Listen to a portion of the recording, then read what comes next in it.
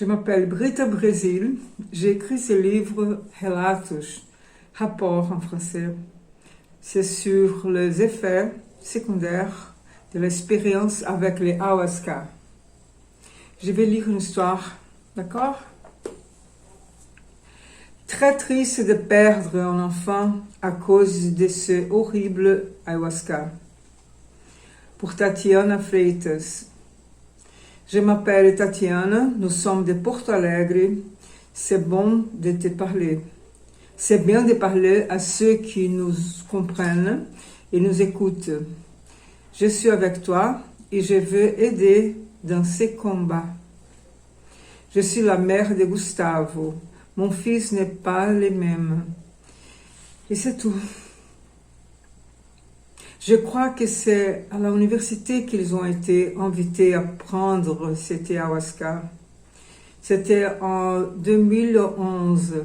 Alors il avait 19 ans. Aujourd'hui, il a 25 ans. Gustavo était un garçon adorable qui étudiait avec de bonnes notes. Il avait une petite amie au lycée, une fille merveilleuse. Ils ont passé les examens d'admission ensemble. Ils sont rentrés à l'université et peu de temps après, mon fils a commencé à devenir bizarre. Il a commencé à ne pas faire attention à l'hygiène, à dire des choses étranges, comme prendre un bain, c'est mauvais. Des choses absurdes. Il portait n'importe quelle tenue, n'utilisait plus de téléphone portable, il n'avait plus le sens de la réalité. Il est sorti en sous-vêtements sur la place. Il se promenait nu dans la maison. Les amis ne comprenaient plus de quoi il parlait. J'ai réussi à l'amener chez un psychologue et après quelques thérapies, nous sommes découverts qu'il avait pris des thés ayahuasca. Je n'ai jamais entendu parler de ayahuasca. C'était il y a environ 7 ans. À cette époque, mon mari et moi avons décidé d'accompagner dans une ferme qui s'appelle la ville de Viamão, près de Porto Alegre, où il a bu le thé d'ayahuasca. Nous avons dit que nous voulions voir l'endroit qu'il aimait aller. C'était un endroit simple et magnifique. Il nous accueillait très gentiment à l'entrée. Tout est recyclable, réutilisable, une belle proposition. C'est là qu'il a utilisé le thé. Nous avons discuté quelque temps avec les propriétaires de la maison, Fernando, et avec la personne qui a fait la consacration. Nous avons dit que nous ne voulions plus qu'il utilise ayahuasca.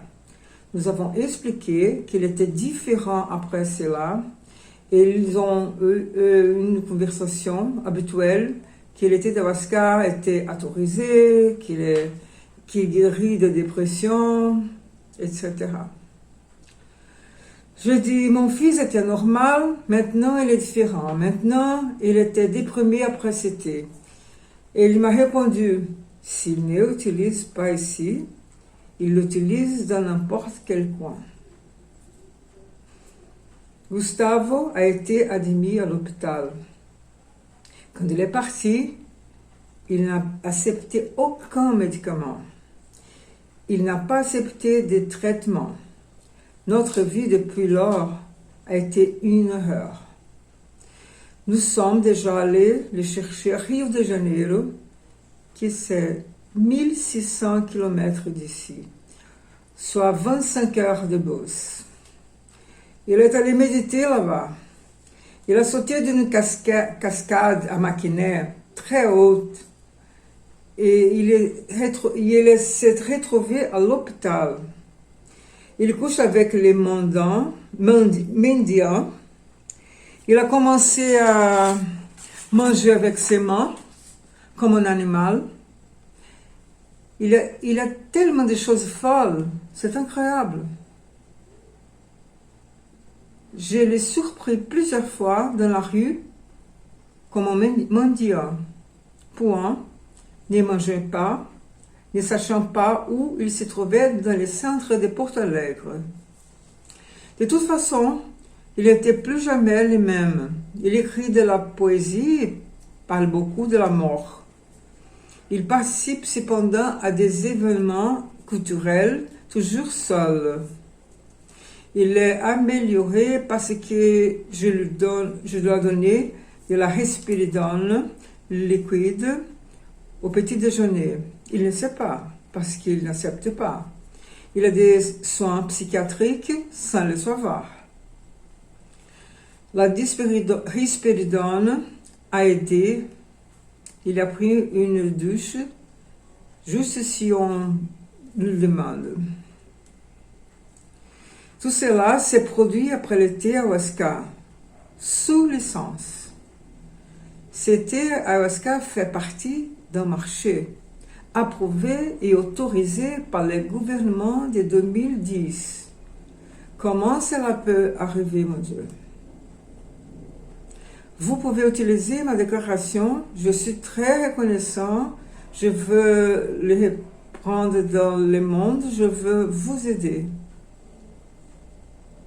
Puisqu'il est majeur, je ne peux pas l'empêcher de rencontrer ces gens qui lui donnent du thé. Que faire? Dois-je l'envoyer à l'hôpital? Trop triste de perdre un enfant à cause de ces horribles ayahuasca. J'ai toujours peur qu'il ne revienne pas. Ça, c'est triste. Voilà.